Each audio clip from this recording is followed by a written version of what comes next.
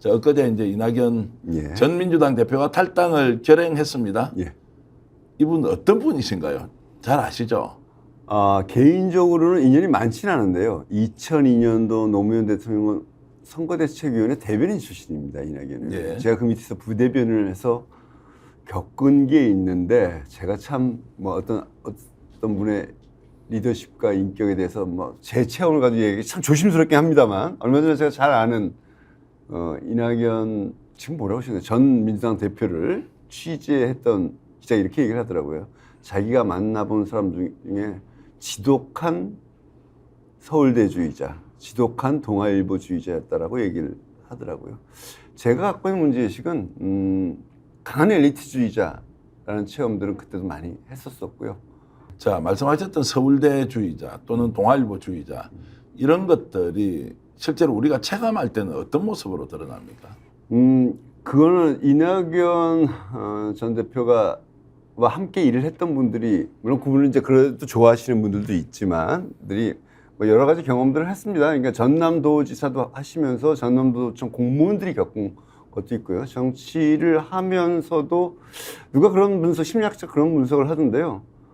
정치를 하는 이유가 좀 멋으로 한다라는 얘기를 하더라고요. 네. 저는 그 심리학의 분석을 잘 이해는 못하지만 제가 어떤 취지인지 알 것 같아요. 이런 질문 있지 않습니까? 만약에 그분이 대구에서 태어났으면 민주당을 했을까?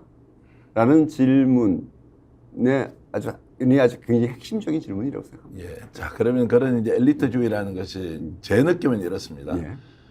수요자, 국민, 유권자, 뭐 과거 이야기로 하면 대중, 민중 이런 쪽이 정치의 출발점이라고 생각하지 않고 오히려 공급자, 예. 엘리트, 지도자에 의해서 뭔가 계몽적 사회를 만든다 또는 내가 가지고 있는 생각과 가치가 투영이 돼서 국민들이 따라와야 한다. 예. 아마도 이제 과거의 개발 독재 시절에 알고 있던 우리 리더십 유형 이런 부분이 오히려 엘리트주의의 전형. 그렇죠. 그럼 크게 그 위에 있고요. 저는 오히려 자신의 생각을 국민들이 알고 따라줬으면 좋겠다는 거 하면 굉장히 나을 텐데 네. 몰라도 된다라고 생각할 수도 있는 게 아니 제가 이낙연 대표를 말씀드린 건 예, 아니고 예. 엘리트주의가 갖고 있는 위험한 네. 더 위험한 유형이라고 생각합니다. 예, 무슨 말씀인지 잘 알겠습니다. 이제 그만큼 이낙연 대표는 요즘 이제 분위기로 보면 좀 자유로움, 또 뭔가 국민들의 개인 인권에 대한 존중, 또 사회적 평등에 대한 의식이 훨씬 더 좀 높아지기도 하고 사회적 약자에 대한 또 국가의 책임 이런 쪽하고는 사실 따지고 보면 크게 이렇게 맞닿아 있지 않다 이런 느낌이 드네요. 말씀 나온 중에 하나 하자면 저희가 사회민주당이라는 작은 정당을 만들어가는 과정도 그랬지만 네. 정치를 하는 사람은 저는 제일 중요한 게 그렇다고 생각합니다. 간절하게 원하는 세상이 있어야 된다고 생각해요. 어떤 세상을 만들겠다는 게 있어야 되고 그것을 위해서 자기가 정치하겠다. 거기하고 뭐 개인적인 어떤 권력에 대한 욕심이 들어가도 문제가 없다고 보는데 쭉 보면 물론 모든 지도자들의 그 기준에서 놓고 보면 부족한 사람들이 대부분이 뭐 부족하지만 저는 이낙연 전 대표 같은 경우 그분이 여지껏 살아가면서 진짜 간절하게 바라는 세상, 간절하게 어떤 대한민국을 만들고 싶다는 것들을 분명히 인상적으로 얘기한 적이 있었는가? 그것을 위해서 헌신한다는 장면들이 있었을까? 그러니까 저는 사실 이건 이낙연 대표 개인에 대한 비판이라기보다도요. 지금 정치 지도자 모두에게 던진 질문이어야 하고 저희가 3인당을 출발할 때도 우리는 왜 이 3인당을 하지? 라는 자문과 해답을 찾아가는 과정도 마찬가지였거든요. 예. 그 이낙연 전 대표에 이제 대한 질문 하나만 더 드리면 저는 이번에 이제 예. 그 탈당 과정에서 가장 충격을 받았던 부분이 민주당의 전과자가 국회의원 중에 44%다 예. 또는 뭐 41%다. 그 사실 우리 천호선 사무총장도 학교 다닐 때 민주화운동 하다가 저가 2개입니다. 예, 전과 2개가 있는데 이분이 어떤 상황에서 그 이야기를 했는지 모르지만 글쎄요. 민주당의 정통성이라는 것이 민주화 운동, 본인이 학창 시절에 또는 사회운동, 노동운동 시절에 자신의 헌신과 희생을 통해서 우리 사회가 이렇든 저렇든 성과를 내고 국민들의 이제 인권이 저만큼 신장내는데 노력을 했던 분이 다수 있단 말이에요. 그것은 예. 어떻게 보면 현재 민주당이 제대로 혁신을 하느냐 또는 국민들의 뜻에 맞는 정치를 하느냐에 대한 비판과 별개의 문제임에도 불구하고 이걸 뭉뚱그려서 다 전과자다. 예. 이렇게 낙인 찍기를 해버리니까 저도 굉장히 충격적이었습니다. 저분이 그러면 사상 체계 또는 본인은 이상한 것 가지고 이제 전과가 두 개가 있던데 그런 부분에 대한 이제 부지불식 간에 민주당에 대한 일종의 공격, 폄훼 이런 건 어떻게 해석해야 되죠? 저는 뭐 그렇다고 해서 또 뭐 민주화 운동했던 386의 모든 정과가 다 정당했다 이렇게 얘기할 수는 없을 수도 네, 있다고 예. 생각합니다. 그러나 적어도 진보에도 엘리트주의자들이 있죠. 네. 근데 진보의 엘리트주의는 그래도 나름대로 진보의 가치나 대중을 위한다고 스스로 생각하잖아요. 예. 조금 전에 전과자들을 또는 민주화 운동 과정에서 전과를 얻었던 사람을 이렇게 쉽게 폄훼하는 발언은 엘리트를 위한 엘리트주의자 같아요. 자신을 위한 엘리트주의자. 그런 예. 인상을 좀 받았습니다. 그래서 그들의 노력들이 어땠는지 저는 뭐 꼭 부채의식을 가질 필요가 없다고 보지만 민주당 오래 하셨던 분은 그분들과 다 섞여서 살아왔거든요. 같이 정치해왔고. 왜 그런 얘기가 튀어나왔을까? 근데 그 뒤에 얘기가 더 웃겨요. 저는 변명을 나중에 페이스북에 하셨던데 알고 보니 44%가 아니라 41%더라. 그리고 원래 취지는 그건 아니었다 그러는데 이분이 지금 약간 평정심을 잃은 것 아닌가 그렇게 말씀을 잘하는 기술이 탁월한 분인데 왜 그렇게 얘기하는지 뭔가 자신의 생각이 지금 이 과정에서 정리되지 않고 무슨 어떤 것에 대한 방향이 있다기보다 약간 자신의 입장에서 분노가 너무 불쑥불쑥 튀어나오는 것 아닌가 이런 생각이 들 정도로 실망스러웠습니다. 저는 그 소명이 더 실망스러웠습니다. 네. 자, 명분도 없고 예. 그리고 정통성도 없는데 그러면 실리는 있습니까? 저렇게 이제 나가서 당을 차리면 어떻게 뜻고물 좀 이렇게 가져가서 의석을 본인 희망대로 뭐 20석, 30석 할 수는 있겠습니까? 본인이 무엇을 목표로 하고 있는지는 뭐 단정하기는 없지만 둘 중에 하나일 거예요. 일단은 대통령이 되고 싶으실 거고요. 예. 저는 그런 생각이기 때문에 저걸 감행한 거라고 보고요. 대통령이 되고 싶기 위해서 당장은 아니더라도 최소한의 발언권과 영향력 있는 정치 세력을 유지하고 싶으시겠죠. 그러면 저는 전자는 거의 불가능하다고 보고요. 후자도 쉽지 않을 것이다. 게다가 이제 지금 이준석 신당, 금태섭 신당과 함께가 있다는 거잖아요. 지금 어떻든 이낙연 전 대표의 지지자들은 반국힘 그리고 비민주라기보다는 비이재명에서 가깝죠. 그런 분들이 볼 때 오히려 독립적으로 나가서 민주당의 노선과 가치를 더 잘 실현하는 모습을 보여주면은 옛날에 국민의당처럼 국민의당이 한때 확 휩쓸었지 않습니까? 호남을. 그게 가능할지 모르겠지만 지금 제가 보니까 호남에서도 별로 인기 안 좋고요. 호남에서 그분을 직간접적으로 많이 체험해봤잖아요. 전남 도민들, 공무원 체험해봤는데 별로 그렇지도 않고요. 지금 이준석 씨 등과 함께 할 가능성이 높아 보이는데 그럴 경우에 저는 이낙연 신당의 지금 예를 들면 여론조사에서 나온 지지율도 반 이상 줄어들 거라고 봅니다.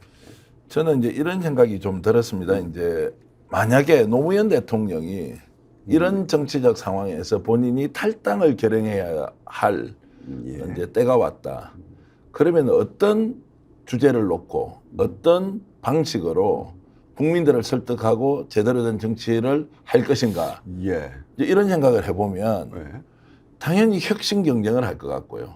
더 나은 대한민국을 위해서 미래 비전을 내놓고 비록 내가 풍찬 노숙의 길거리로 나앉지만 이런 나라는 안 되겠습니다. 라고 가는 것이 저는 맞다고 생각하는데 지금 이낙연 전 대표의 모습은 이재명 이 사람 아니에요. 이거 대통령 자격 없는 놈이에요. 알고 보니까 단체장 할 때 많이 먹은 것 같아요. 그래서 민주당 망쳤어요. 이렇게 이야기를 해버리니까 우리가 도대체 이낙연 전 대표를 통해서 정치를 알고 또는 정치를 하고 있는 사람을 늘 선택하는 국민들은 뭘 배워야 하지? 뭐 이런 생각이 저는 좀 듭니다. 지금 오히려 저는 이준석 전 국민의힘 대표가 탈당한 것은 윤석열 대통령 중심으로 나가는 어떤 개인에 대한 비판보다는 통치 리더십과 어떤 노선에 대한 비판, 정책적으로도 굉장히 다른 것 같아요. 예를 들면 그 이준석 신당의 첫 번째 공약이 언론 민주화하겠다는 거잖아요.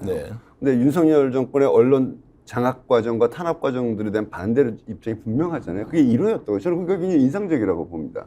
그런데 뭐 이낙연 신당도 뭘 발표해 나가겠지만 현재까지 얘기한 건 정책과 노선이 다르다가 아니라 개인과 개인 리더십 문제를 다루거든요. 저는 물론 이재명 대표의 리더십에도 당연히 저도 비판할 것들이 있죠. 그런데 그것이 노선과 가치가 완전히 다르지 않다면 그리고 민주당을 통해서 성장해서 대표와 총리까지 한 분이라면 민주당 안에서 그 문제를 고치기 위한 노력들을 제가 보기엔 별로 한 것도 없어요. 그냥 불만을 몇 번 표시했을 뿐이지 무엇을 제안하고 제안을 위해서 설득하고 당원들과 소통하고 이런 것도 없었거든요. 그래서 저는 그게 개인 또는 개인의 리더십에 대한 비판만으로 새로운 정당을 도모하는 것은 대부분의 경우 실패한다.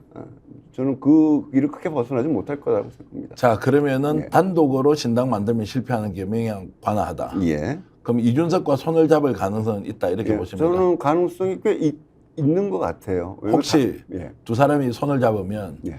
비례대표 상위 순번은 이낙연 전 대표가 합니까? 그것까지 이준석 제가 전- 상상도 저는 사실 이 일이 굉장히 민망한 일이라서요. 예. 그러니까 저는 오히려 이준석 신당은 다른 의미에서 뭐 범야권에 유리하다가 아니라 다른 의미에서 응원한 편인데 제가 이준석 대표의 노선에 동의하지는 않습니다. 근데 응원한 편인데 아까 말씀드렸지만 이낙연 신당은 이재명 대표의 리더십에 문제가 있다. 이거는 진짜 좀 민망한 일입니다. 민망한 일이라 그분들이 어떻게 할까를 상상해 보진 아직 않았어요. 그래서 제가 뭐 비례대표 선거를 어떻게 할지는 그분들이 앞으로 이제 부딪혀 나가겠죠. 보통 평론가들 그런 질문을 드립니다. 왜냐하면 저는 뭐 그건 제가 할 일은 아닌 것 같아서. 이제 정치라는 것이 이제 비전, 목표, 철학, 가치를 가지고 하는 것이기도 하지만 지극히 현실적으로 본인이 어떤 권한을 확보해서 이제 여의도에서 국회에서 자신의 이제 역량을 발휘해야 되는 현실적 목표들이 있기 때문에 예.